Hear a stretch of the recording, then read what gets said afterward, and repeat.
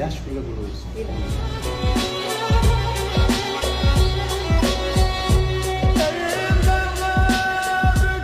Bu maqsadlarimizni eng a'lolariga o'zing erishtirgin.